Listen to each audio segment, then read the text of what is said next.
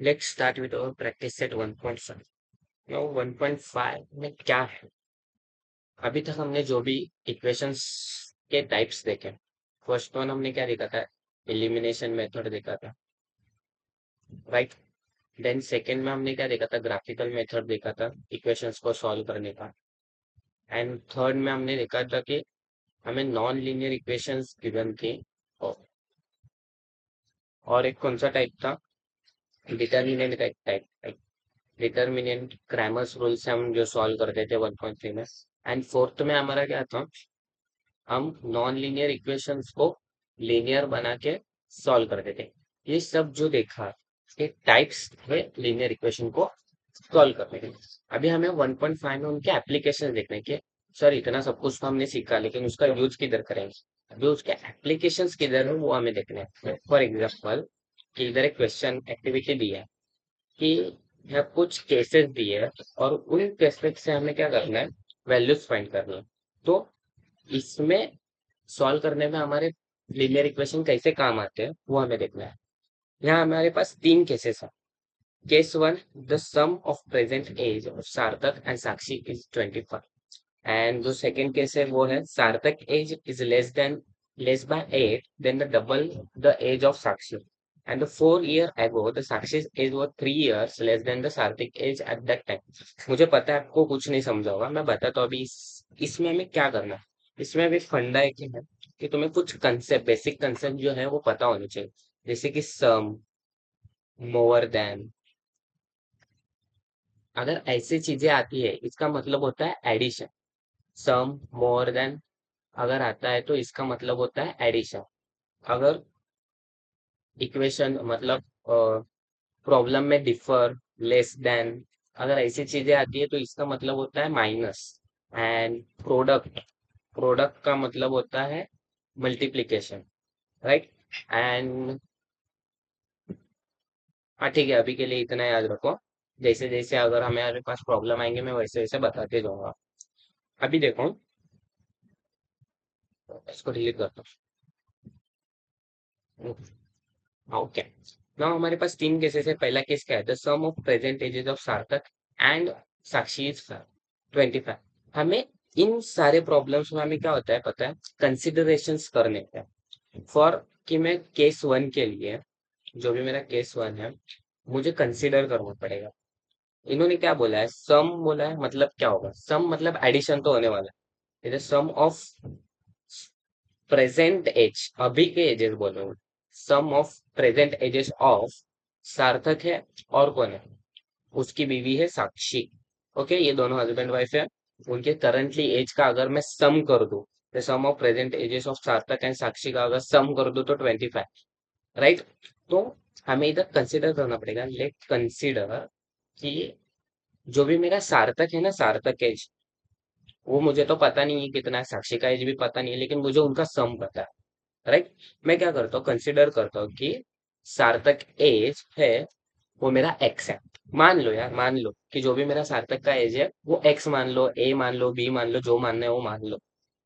मानने से बहुत कुछ होता है, राइट? ना अभी जो भी मेरा सार्थक का एज है वो क्या आया? एक्स आया। मान लो कि साक्षी का एज, अभी क्या करते हैं, साक्षी का एज जो है वो वाई है। मैंने सार्थक का एज मान लिया एक्स, और साक्षी का एज मान लिया वाई। क्यों मान लिया? क्योंकि पता ही नहीं है मेरे को क्या है।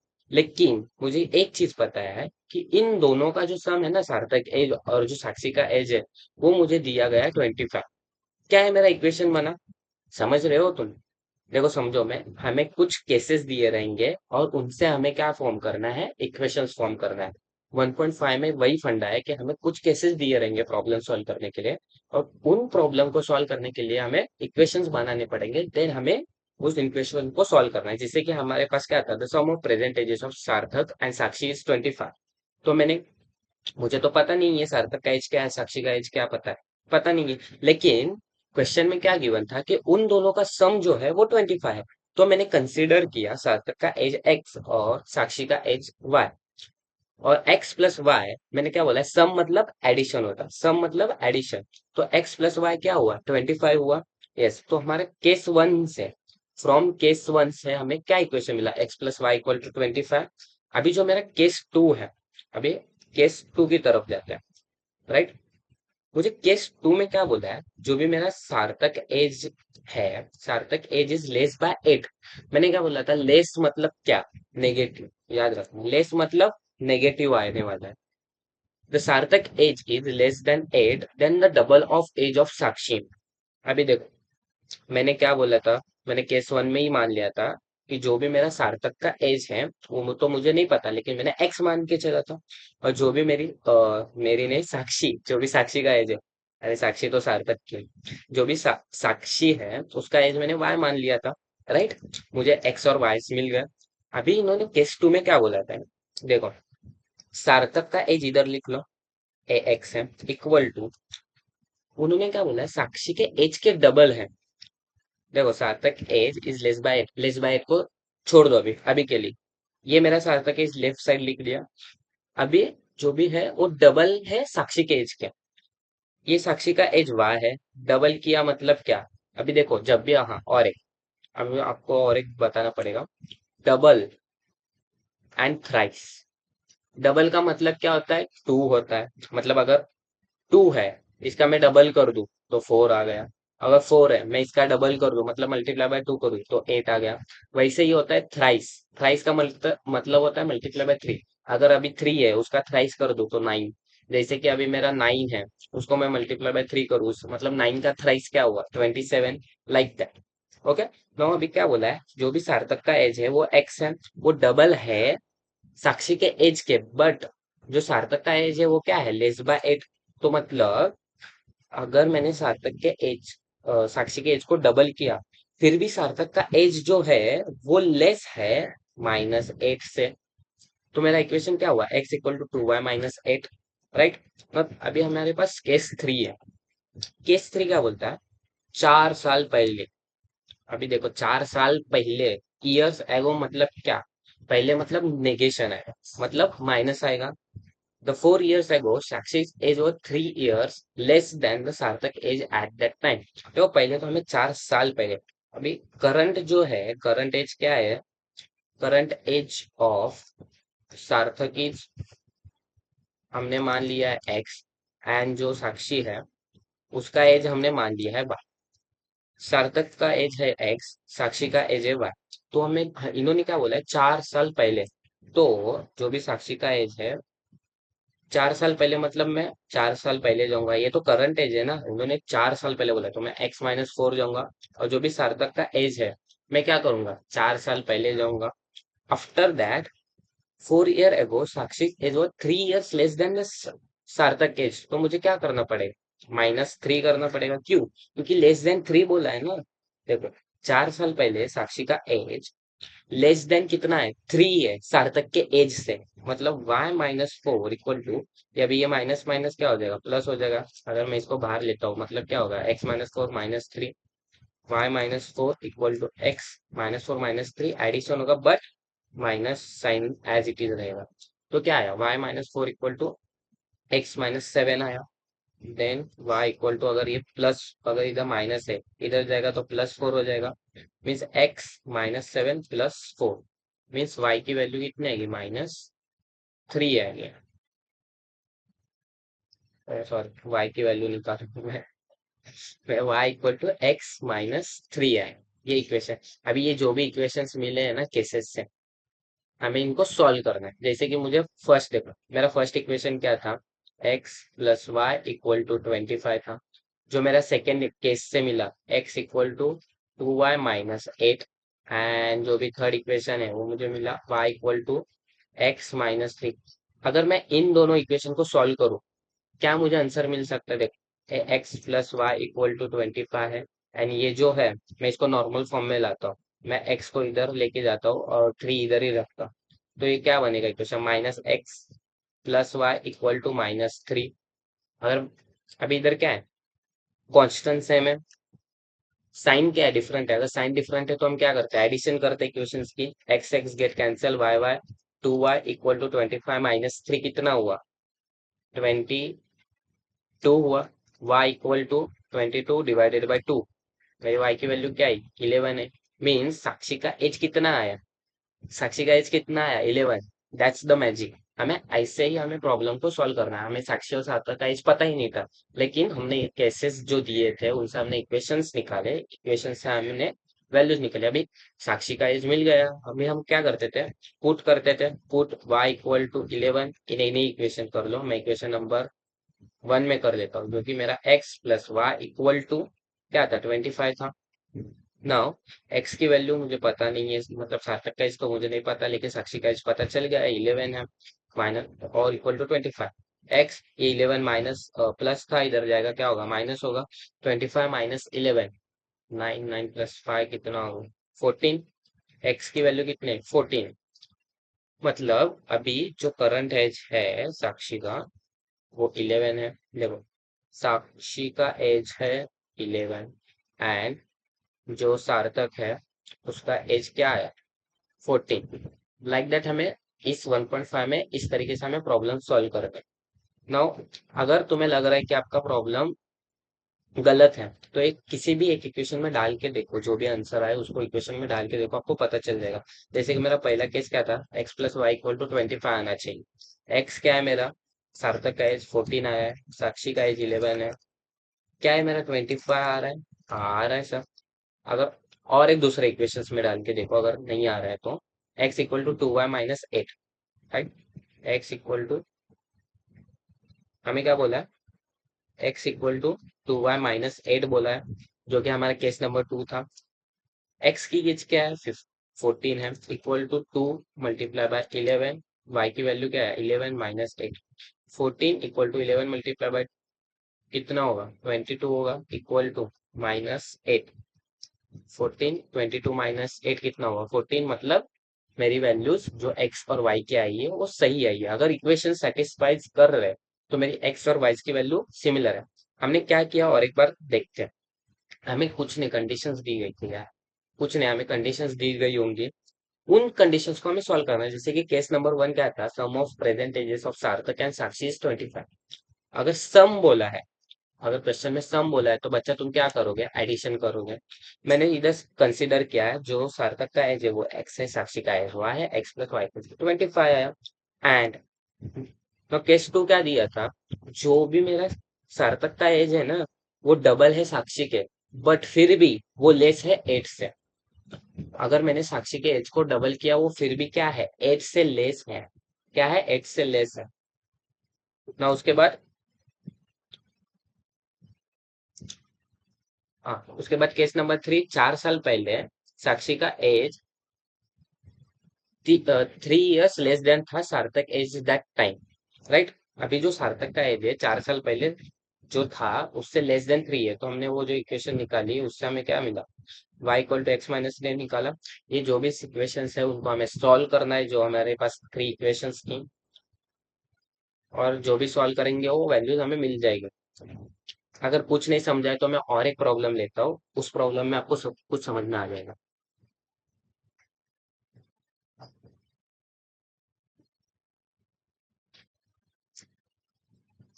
देखो, यहाँ और एक प्रॉब्लम दिया है। अभी इधर क्या बोला है, the perimeter of rectangle is 40 centimeter.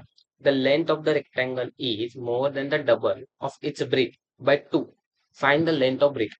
ये जो भी क्वेश्चन दिया है ना उसका एक डायग्राम निकाल के लो, मतलब आपको एक ओवरव्यू आ जाता है। अभी पेरीमीटर क्या होता है, the sum of addition of all sides होता है पेरीमीटर। देखो अच्छा, मैं इधर लिख के लेता हूँ, मेरा पेरीमीटर होता है क्या है, पेरीमीटर, पेरीमीटर क्या होता है, sum of all side of rectangle, sum of all sides of rectangle होता है। अभी मुझे क्या बोला है, रेक्टेंगल बोला है, मैं इसको इधर लेके आता हूँ। एक नया रेक्टेंगल बना लेते हैं।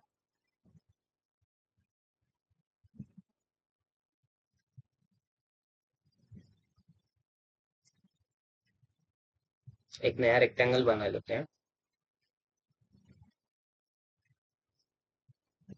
ओके, नाउ अभी ये जो रेक्टेंगल है, रेक्टेंगल में दो चीजें होती है, एक होती है ब्रिथ और एक होती है लेंथ, राइट। एक होता है लेंथ और एक होता है ब्रिथ। अभी इन्होंने क्या बोला है, the perimeter of rectangle is 40 centimetre. मतलब क्या, 40 सेंटीमीटर मतलब ये देखो, ये लेंथ हुआ, ये भी मेरा लेंथ होगा और ये भी ब्रीथ होगा। नाउ ये मेरा ये जो है the perimeter of rectangle is 40 centimetre, ये मेरा केस 1 है। एंड जो केस 2 में क्या दिया है, the length of rectangle is more than double of its breadth by 2। Find the length and breadth हमें फाइंड करना है। अभी हमें केस 1 देखते हैं। केस 1 में हमें क्या बोला गया कि द पेरीमीटर, जो भी मेरा पेरीमीटर है, पेरीमीटर ऑफ रेक्टेंगल इज 40। अच्छा, हमें तो लेंथ ऑफ ब्रेथ पता ही नहीं, तो हम कैसे फाइंड करेंगे? नहीं पता है तो क्या करो, कंसिडर करो यार। लेट कंसिडर लेट कंसिडर जो भी मेरा लेंथ ऑफ, जो भी मेरी लेंथ है रेक्टेंगल की, वो एल ही कंसिडर कर लो। एक्स वाई में मत जाओ, एल कंसिडर कर लो, आपको समझ में आ जाएगा। लेंथ ऑफ जो रेक्टेंगल है वो एल है, एंड जो मेरा ब्रीथ है, ब्रीथ ऑफ रेक्टेंगल जो है वो बी है। ना एल और बी है।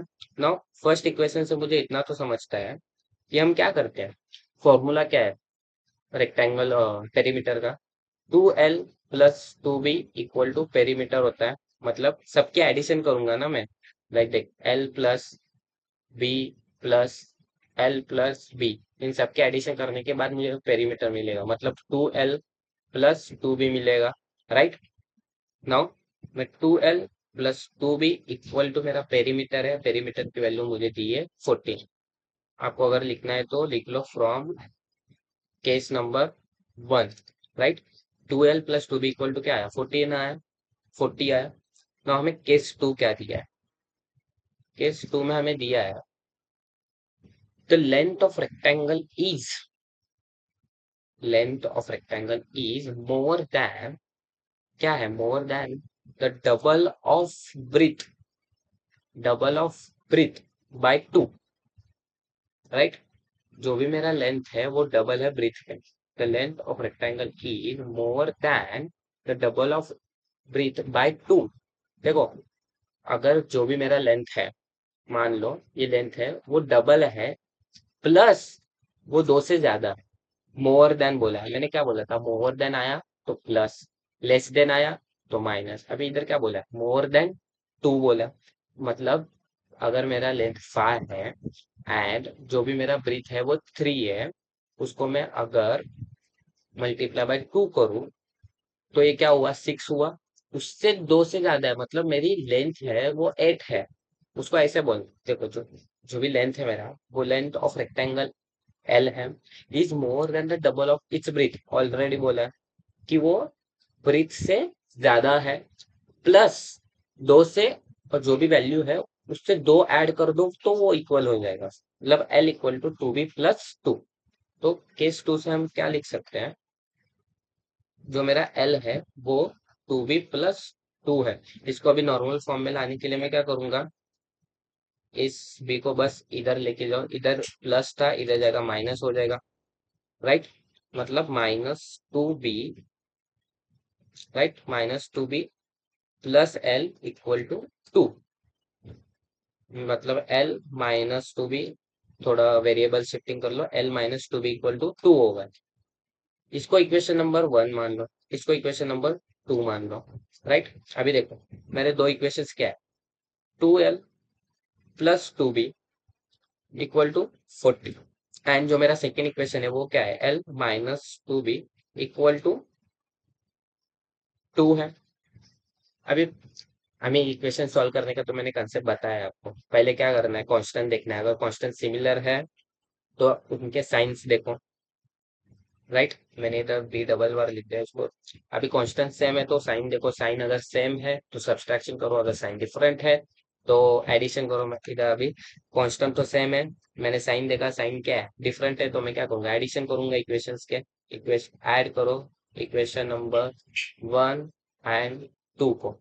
मैंने इक्वेशन नंबर 1 एंड 2 को ऐड किया, इधर 2 get cancel, 3l plus L, मेरा 3l आ जाएगा, 40 प्लस 2 42, एंड एल इधर मल्टीप्लाई बाय 3 में है, इधर 42 डिवाइडेड बाय क्या होगा, 3 होगा।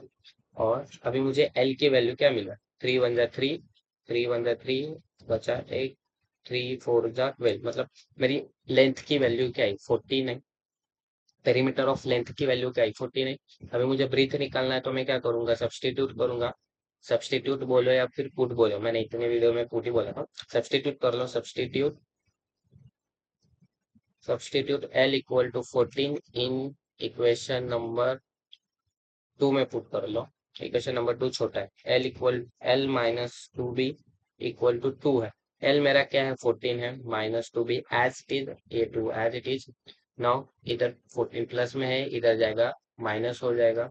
Now minus 2 b equal to 2 minus 14 कितना है, या फिर मैं और एक स्टेप बढ़ा देता हूँ, 2 माइनस 14 है।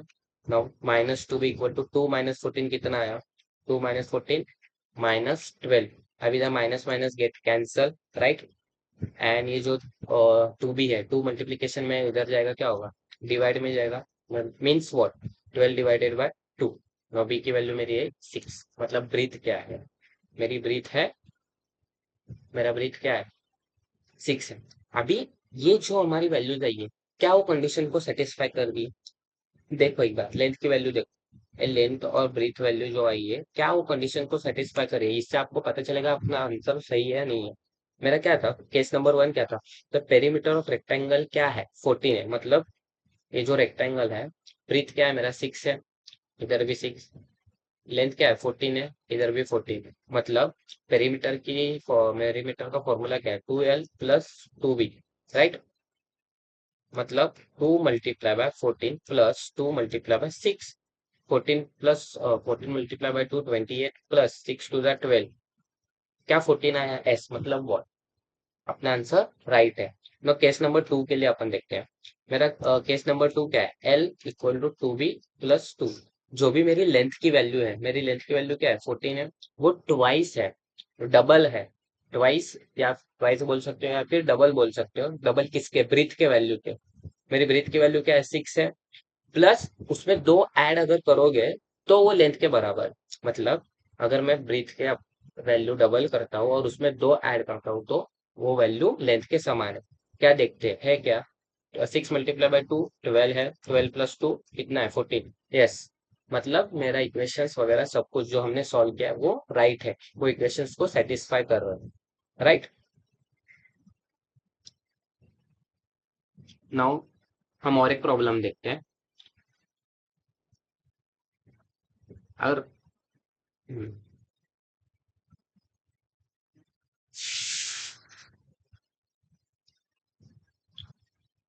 तो अगर आपको पिछले 2 प्रॉब्लम में कुछ नहीं समझा है तो ये वाला वीडियो देखो। अगर पिछले 2 प्रॉब्लम भी नहीं समझे तो ये वाले प्रॉब्लम में आपको सब कुछ समझ में भी आ ही जाएगा। देखो इधर उन्होंने ही कंडीशन दे दी है कि ये डे 1 का सेल है, ये डे 2 का सेल है। 2 टाइप्स के वॉच है हमारे पास। कौन से 2 टाइप के वॉच है, एक एनालॉग है एक डिजिटल है। एनालॉग है, एक डिजिटल है, राइट। नाउ पहले दिन जो भी अपना एनालॉग वॉच है वो 11 बेच दिए उसने। जो डिजिटल वॉच है वो 6 बेच दिए। और जो भी अमाउंट मिली उसको 4,330 मिले। दूसरे दिन भी सेल किया उसने एनालॉग वॉच 22, ज्यादा बिक गया। एंड डिजिटल वॉच कम बिके, वो 5 ही बिक गया। और जो उसको अमाउंट मिला वो 7,330 मिला। ना उन्होंने क्या बोला है कि ये जो एनालॉग वॉच और डिजिटल वॉच है ना, उनके प्राइसेस क्या है। या अमाउंट तो मिला मुझे, ठीक है, लेकिन मुझे इनके प्राइसेस ही नहीं पता है ना। तो मैं क्या करता हूँ, कंसीडर करो, लेट कंसीडर जो भी एनालॉग वॉच है, analog watch analog watch price जो है वो एक्स है मेरा। एंड जो भी मेरा डिजिटल वॉच है, डिजिटल वॉच जो भी मेरा डिजिटल वॉच है उसका प्राइस मेरा है वाह। ओके, मैंने एनालॉग वॉच को एक्स मान लिया और जो भी प्राइस ऑफ डिजिटल वॉच है मैंने वाई मान लिया। तो फ्रॉम केस 1 क्या बोलता है अपना, केस 1 क्या बोलता है, एनालॉग वॉच जो है वो 11 बेच दी है मैंने। लेकिन 11 बेचे किस प्राइस से बेचे वो नहीं पता। लेकिन जो सेलिंग प्राइस और आपको डिस्काउंट सेलिंग वगैरह आपको पता ही होगा। मतलब मैंने 11 मल्टीप्लाई बाय, मुझे क्या करना पड़ेगा, एक्स करना पड़ेगा। प्लस ये जो 6 है उसको मुझे मल्टीप्लाई करना पड़ेगा वाई से। क्यों किया मल्टीप्लाई मैंने? क्योंकि 11 अमाउंट, अमाउंट नहीं पता है ना। अगर मैं जो भी अमाउंट है मेरी, अगर मान लो मेरे पास 100 रुपए की वॉच है, अगर मैं 100 को मल्टीप्लाई करता हूँ 11, तो 11 की जो वैल्यू है वो मुझे मिल जाएगी। इसके लिए मैंने एक्स और वाई को मल्टीप्लाई किया। फिर क्या आएगा? 11x plus 6y equal to, जो टोटल सेल हुआ मेरा, जो भी बेचने के बाद जो टोटल वैल्यू है एनालॉग प्लस डिजिटल, उसकी वैल्यू मुझे दी है 4330। राइट। एंड वही केस नंबर 2 में है। जो केस नंबर 2 का सेल है उसमें मैंने 22 बेचे हैं, उसको मल्टीप्लाई बाय कर दो एक्स प्लस एन एनालॉग 5 बेचे, उसको मल्टीप्लाई बाय कर दो 5, और जो टोटल अमाउंट मिला उसको 7330 का मिला है। राइट। नाउ ये जो 11x है वो 12x है। नाउ मुझे कांस्टेंट को सेम लाना है। मैंने आपको ट्रिक बोला था, इधर 5 मल्टीप्लाई कर दो, इधर 6 मल्टीप्लाई कर दो, वो लेंदी हो जाएगा क्योंकि इधर अमाउंट थोड़ी बड़ी है। मैं क्या करता हूँ, इधर 22 दिख रहा है, मैं अगर इस इक्वेशन को मल्टीप्लाई बाय कर दूं 2 से, क्या मुझे इधर 22 आएगा? हाँ, तो क्या करो, इस इक्वेशन को मल्टीप्लाई बाय 2 करो, इधर 22x आ जाएगा, प्लस 6y का 12y आ जाएगा, और अगर मैं इसको मल्टीप्लाई बाय 2 करता हूँ 8660 आ जाएगा। क्या अब मेरे कांस्टेंट सेम हो गए? हाँ सर, मेरे कांस्टेंट तो सेम हो गए अभी, लेकिन जो कांस्टेंट्स है उनकी साइन जो है वो डिफरेंट है। अगर मैंने क्या बोला था, साइन डिफरेंट है तो हमें क्या करना है, सब्सट्रैक्शन करना है। तो इक्वेशन नंबर 1 कंसीडर करो, इसको इक्वेशन नंबर 2 कंसीडर करो। मैं सब्सट्रैक्ट करता हूँ, subtract equation number 2 from equation number 1। मैंने इक्वेशन नंबर 1 को ऊपर लिखा क्योंकि 8660 वैल्यू बड़ी है 7330 से। राइट। जो भी अपनी वैल्यू बड़ी है सब्सट्रैक्ट करते समय उसको ऊपर रखो, आपको कैलकुलेशन करने में आसानी होगी। अभी मैं 22x plus 12y equal to मेरा क्या आएगा, 8660। एंड जो मेरा सेकेंड इक्वेशन है 22x plus 5y equal to 7330। Now इधर माइनस करने के बाद इधर माइनस, इधर माइनस, इधर माइनस आ जाएगा। तो 22 गेट कैंसिल, क्योंकि ये प्लस 22 है, माइनस 22 गेट कैंसिल। तो 12 में से अगर 5 गया तो 7y बचेगा। एंड 0 में से 0 गया, 6 में से 3 गया, 3 बचेगा, 6 में से 3 गया, 3 बचेगा। एंड 8 में से 1 गया, 8 में से 7 गया तो 1। राइट। अब वाई, अभी इधर 7 क्या था, मल्टीप्लीकेशन में था, इधर आएगा डिवीजन होगा, मतलब 1330 डिवाइडेड बाय 7। हमें 7 को डिवाइड करना है, 7 1 जा 7, 7 टू द 14 तो नहीं होगा, 1 ही होगा। बचा कितना, 6, 7 9 जा 63, मीन्स y की वैल्यू है मेरी 19 and 0 at is 190। Means what, y, हमने y कंसिडर किसको किया, digital watch. Means digital watch की जो वैल्यू है वो मेरी आई 190, 190 रुपीज। राइट। 190 रुपीज। ना उसके बाद हमें क्या करना है, पुट करना है फॉर वॉट, एनालॉग वॉच की वैल्यूज निकालनी है ना, जो कि हमने एक्स कंसिडर किया। ना y इक्वल टू 190 पुट करो, इक्वेशन नंबर, इक्वेशन नंबर, ना y की वैल्यू 190 आई, उसको पुट करो इक्वेशन नंबर 2 में। क्या है इक्वेशन नंबर 3 क्या है,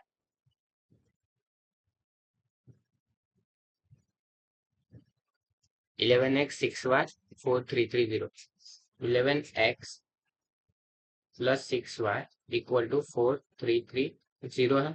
राइट। नो, ये जो भी 11 है वो एज इट इज, एक्स को भी एज इट इज रख दो, 6 multiply by 190 equal to 4330। No, 11x as it is रखो, 190 मल्टीप्लाई बाय क्या आएगा, 6 आएगा, 6 9 6, 190 मल्टीप्लाई बाय 6 क्या आएगा, 1140 equal to 4330। No, 11x as it is 4330 minus क्या आएगा, 1140 कितना आता है वो देख ले, 4330 माइनस 1130।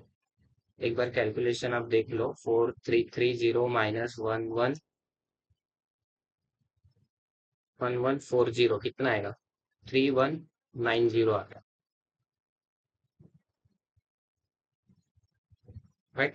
अभी 11x इक्वल टू 31990 आ रहा था, तो जो भी मेरा x है वो 11 मल्टीप्लीकेशन में 3190 इधर जाएगा तो क्या होगा, डिवाइड होगा। ना, जो भी मेरे एक्स की वैल्यू है 290। मैंने ये कैलकुलेशन कैलकुलेटर में करके देखा है, आप एक बार खुद से करके देख लेना। अभी मेरे पास एक्स और वाई की वैल्यूज निकालनी थी। एक्स की वैल्यूज क्या है 290, जो कि एनालॉग वॉच है मेरा, एनालॉग वॉच, राइट। एंड जो भी मेरा डिजिटल वॉच का प्राइस है वो क्या है 190 है, जो हमने एक्स और वाई कंसिडर किया तब। Now let's move with our next problem. ठीक है, अभी नेक्स्ट वीडियो में हम अगले प्रॉब्लम्स देखते हैं।